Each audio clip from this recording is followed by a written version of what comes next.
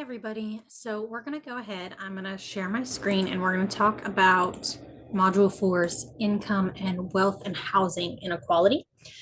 So you already have kind of this starter module lecture about economics and just kind of the general space we're in for economics here in the United States. And really the massive um, wealth inequality that is happening between the 1% and, you know, essentially the bottom 80%, right? Especially the bottom 40%. And we're going to just kind of talk about how that relates now to kind of different demographics, right? Because we talked about how just the general population, when we, section them off essentially into like 20th percentiles.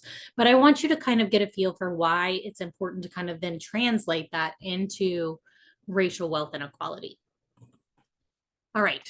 So when we get into chapter 9, we talked a lot about, we started kind of talking about just income inequality globally, and that's why I went ahead and started you with that lecture. But we're going to talk about a little bit about how this compares when you talk about racial inequality. Okay. I pulled a couple graphics from the book, but I also tried to find some graphics that were more recent to kind of get you, because I know that most of those were between 2015 and 2017. And so I wanted to try to find some graphics that were similar in what they were talking about, but got us a little further ahead in time. Oh, excuse me. So when we're talking about income, we're really talking about that combined earnings of everyone in the household. And then the median earnings are really that average amount the person earns in a year. And then an hourly wage is only measured by the amount paid per hour. And these are kind of distinct measurements, and they tell us very different things. The hourly wage may not tell us how many jobs you need in order to get that. It may not tell me how many hours you're getting in a year. It may not tell me how many hours you're getting in a week, right? And so it's not going to measure everything, just like the median earnings. Knowing the average amount a person earns in a year is a good thing, but it doesn't tell us, it doesn't always factor in, say, periods of time maybe where people are out of work, or it may not tell you per se who in the household is making that. And that's kind of the same for the household income.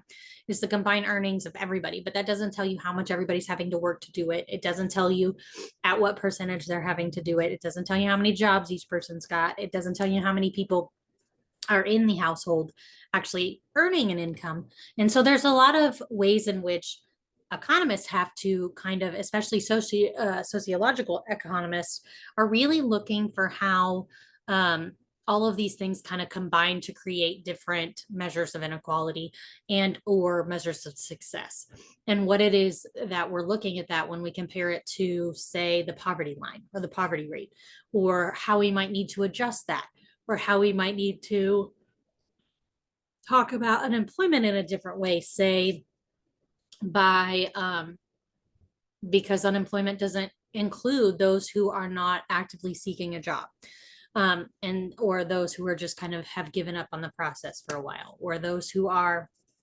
homeless, or those who are specifically out for any kind of disability or things of that nature, right? So it doesn't necessarily give us a full picture of who's not working, and or why, right?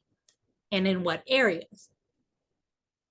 So especially in places like, say, Appalachia, this gets really hard because while the unemployment rates are higher, they may look like they are getting better because there may be a lot of displaced workers who are just not even looking at this point and trying to either live off their land, or are living off of some kind of social netting, because there's just not jobs in the area, et cetera, et cetera. It also doesn't tell us, the unemployment rate also doesn't tell us those who are underemployed.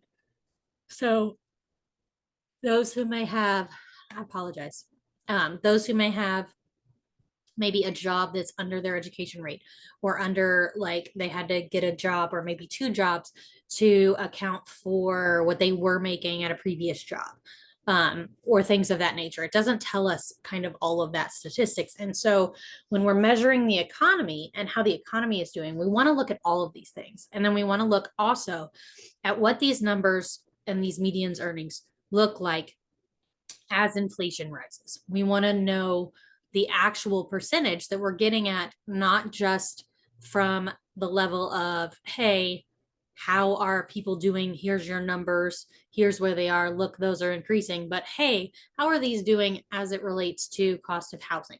How are these doing as it relates to cost of food? How is it doing as it relates to cost of healthcare?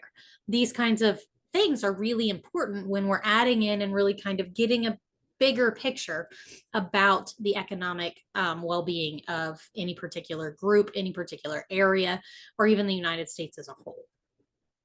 All right, so the US has really, really high economic inequality. And again, that's going to be really apparent when you look at some of those charts that show some of those videos that I sent you in that other economics lecture that show kind of those disparities between who's making the money in the country and who doesn't have it.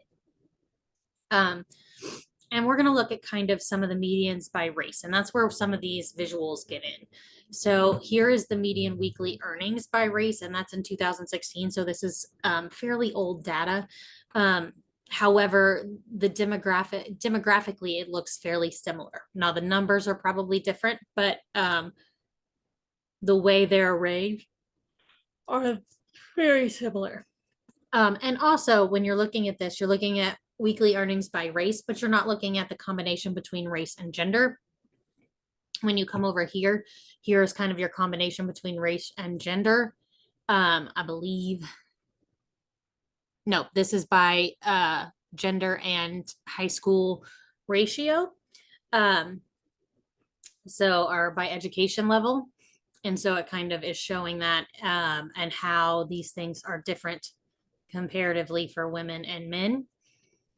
And then it's also, if you come down here, it shows racial inequality in ethnic groups over time. So here's your white line. Here is your Asian line. Now, again, we're going to get into how Asian is kind of a very lump all term and how that doesn't actually give us a really good indicator of what's happening.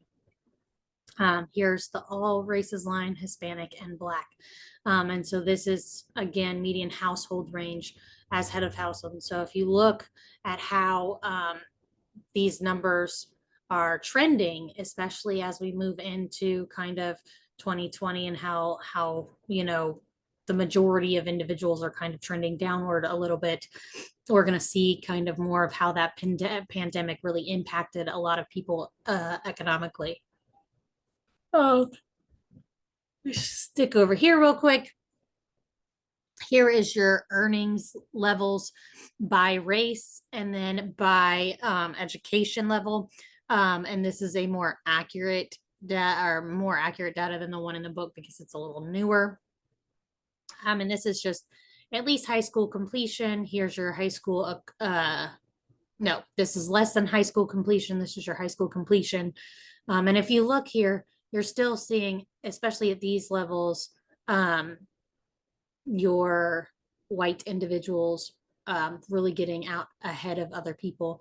And then as you look at associate's degree, you're going to see the Asian and white populations kind of shift. And then, but you're going to steadily see that Black and Hispanic individuals are generally making less.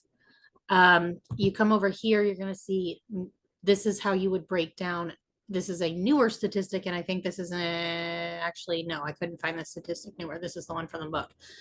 The fact that we talk about Asian Americans as this lump sum, but we do that in a way that doesn't account for the fact that there are multiple groups and multiple countries of origin that these individuals would be considered from and or claim, and that those have a very big wide range, right?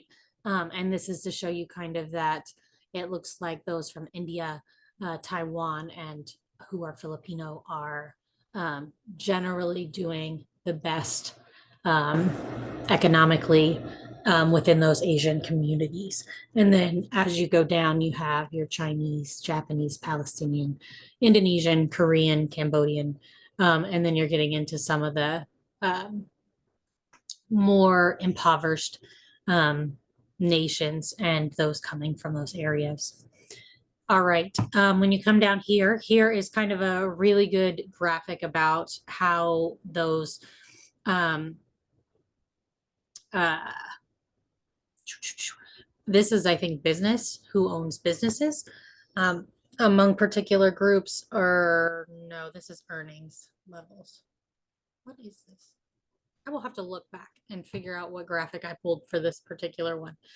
I think this, because let's see here, it's got the dotted lines for women underneath the dotted lines for men. And then it's Black men and women at the top, white, and then Hispanic men and women. I will have to look and make sure I know what this particular graphic I pulled for. I did this several hours and hours and hours ago. So reminding myself what exactly statistics I pulled there. Um, now, anytime you look at data when it comes to income, uh, often you hear the gender marker that it's 80 cents on the dollar. Now, I want to make sure that we're understanding that that's 80 cents for white women as compared to the dollar for white men. Now, Asian men are make more than both white women and white men. And so if we put that line there, then white men would be underneath it, white women. I think it actually goes Asian women, then white women. And then you would have your Hispanic men and women and Black men and women in it. And they kind of vary depending on, again, which part of the world the Hispanic person might come from, because that's also a very big category that gets a lot of things thrown into it. And also, you're going to want to look at the crossovers for different particular like business arenas. You're going to want to look at education levels.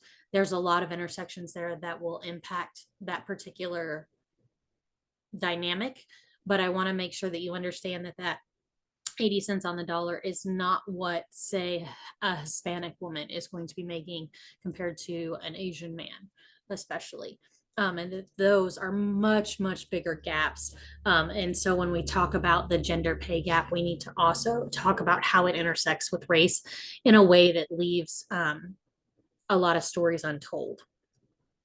When we talk about, again, households are not always interracial, right? So sometimes they're interracial, and sometimes there's also households that might be economically more sound due to a wide range of historic prosperous historic placing in the way of white men and women consistently, especially in the United States, are going to be in a far better place than any other category when it comes to generational wealth in this country. And then you also have to talk about Indigenous persons, which are not really on all of these charts. And that's for a reason, right? Because if we also put them on these charts, then you're going to be looking at significant inequality, because Indigenous persons generally are going to fall even underneath all the Hispanic and Black ratios. And the fact that they're invisible in this conversation and in most of these graphics, in and again, shows the ways in which colonialism has intertwined in this country to leave particular people just invisible and unaccounted for and not talked about. And in doing so, has left them incredibly vulnerable. So again, not all Asian Americans are similar. So some of them you're still going to see with serious income inequality, and that kind of depends on the regions which they're from. And that's kind of back at that chart and within your book that I pulled from your book. And then again, educational attainment also widely impacts how much you possibly might make. And again, depending on what you end up getting your degree in and what field you go in. This is something that we just talked about not that long ago in this household, because we were all kind of complaining about the fact that, having a social worker and an educator and all of this around, and we make so much less than just even some of those. Like I make less as a teacher now than I did as a bartender, which in and of itself is mind blowing, but it says something about kind of the way in which our country is operating, and the things in which we're valuing and putting money into. And then again, I talked already a lot about unemployment, but just making sure that we're talking about where job growth has actually taken place versus kind of what's happening that's impacting that. So like when we talk about deindustrialization and when we talk about the ways in which certain job markets aren't available and how they've changed rapidly. So like the tech industry has massively changed. And if people can't keep up, then they get kind of lost in the shuffle, and those skills then have to be either updated or they have to learn a completely different job. And so when we talk about that, and then let's go out here and finish chapter 9 with really just looking at the ways in which and why we end up getting to this place where income is so massively different, even with the same job and education histories, right? And that comes down to multiple things. So there's individual racism, which comes down to kind of these racially discriminated actions uh, by individuals, such as not calling people back for an interview or even filtering them through in an interview, or getting them to the interview process, depending on who's doing the hiring and looking at the particulars of a application. And then depending on race, not hiring them or not calling them back or not even bringing them in for an interview based on racial assumptions of names or based on racial assumptions of worth and stereotypes that are directly linked to race. There's a really good one that I use in my gender course talking about stereotypes in the workplace and how the mad Black woman and the mammy get replicated in workplace environments, just like they do in media situations. And so if you are interested in that, I have no problem giving you that or giving you the lecture for that as well. And then at an institutional level, you see a lot of policies, a lot of laws, and a lot of institutions that reproduce these racial inequalities, right? I put over here this really good flyer that came out, I think it was like 2018. So it's a little on the older. I think it was updated in 2020. But it's really just having a conversation about hiring bias. So if you are in a position or you plan to be in a position where you are making hiring decisions, this is something that I think is really important to kind of read through and talk about, because we've noticed in sociological research that there's this tendency to hire people that look like us, who think like us, who come from similar backgrounds, who come from similar schools, who come from all of this. And if the majority, again, of the people doing the hiring at the big levels are white men and or to an extent white women, then what's going to end up happening is we're going to recreate those diversity issues due to the fact that people are not going to see past kind of some of those differentials. And then we talk about implicit bias, which just is unreasonable judgment inclinations that operate without our conscious awareness.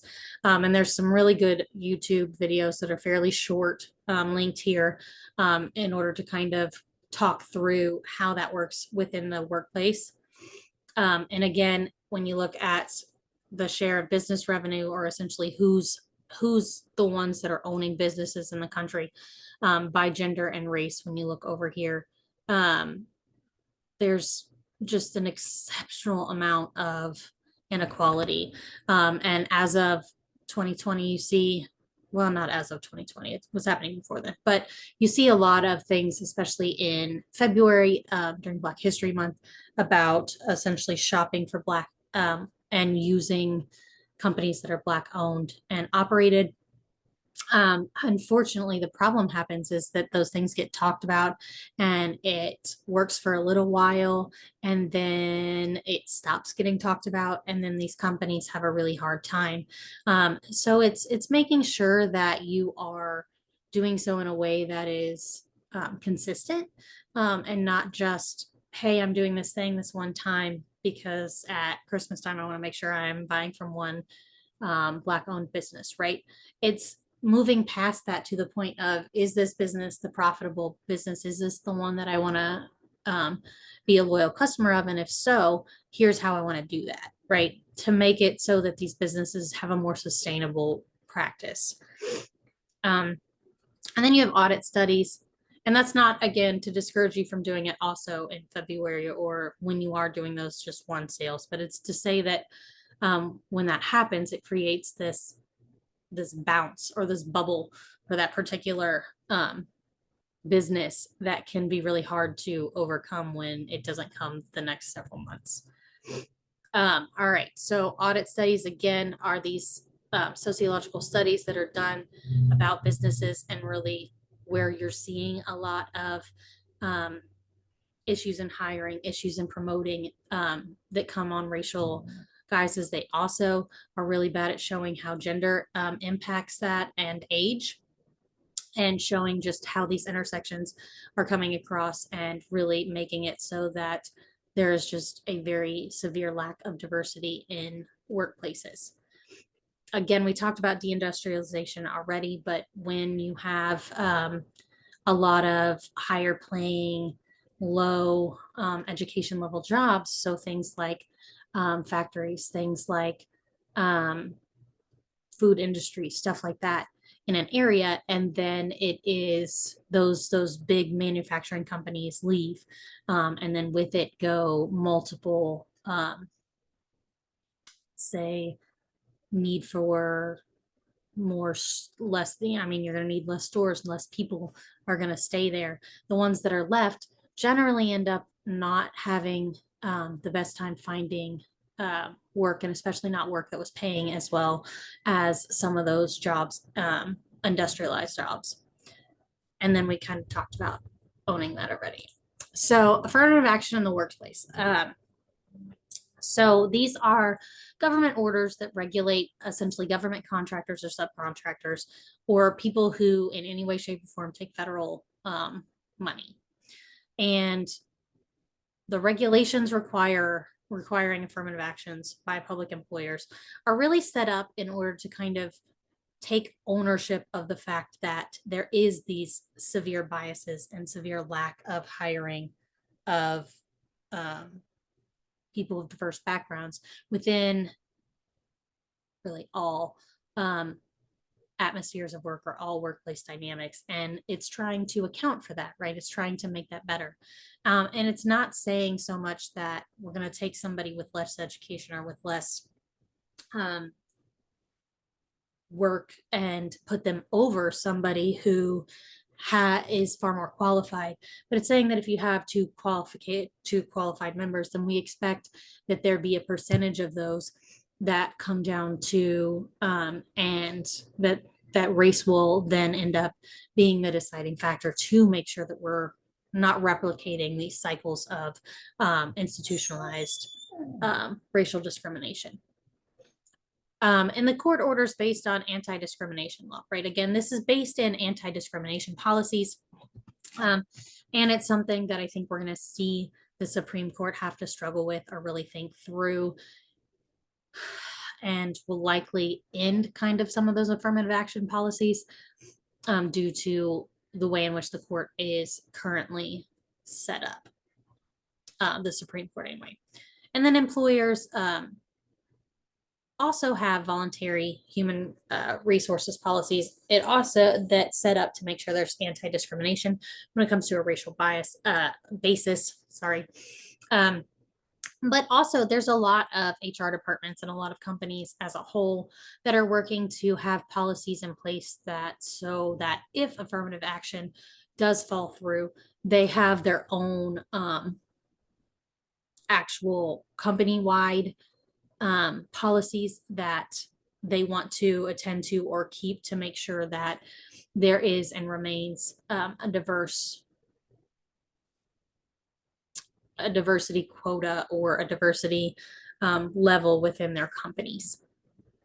And again, these things have really positive outcomes for companies, right? It has positive outcomes in the way of who they can reach as clientele. It has much better rates of keeping away discriminatory practices, creates a much healthier work dynamic. That's not to say that that's going to happen at the get-go, right? Like, because if you're still having 99% of the staff and faculty, or staff and faculty, see, I automatically went to education. If you have 99% of the employees that are white men, that you're going to have that those 1% that aren't are going to have a positive work environment, or that they're going to radically change the workplace dynamic, because the likelihood is that they're not. That's going to take time, and it takes the ability for there to be really many multiple perspectives and voices that are allowed to be heard in order to kind of make policies that accommodate a wide variety of people. And without that, you're really going to have and maintain really toxic workplace dynamics. And so these kinds of policies and these kinds of actions were really set in to make sure that workplace achievement, promotion, hiring, all of these practices started to be more equal, and to do so in a way that then would grow those diversity quotas continuously. Now, the effectiveness has been wide ranging depending on the company as a whole, how much pushback there was to these kinds of policies within that arena as it is, and et cetera, et cetera. All right, so I'm going to stop there, and then we'll come back and we'll do chapter 10, and that will kind of be it for this particular module.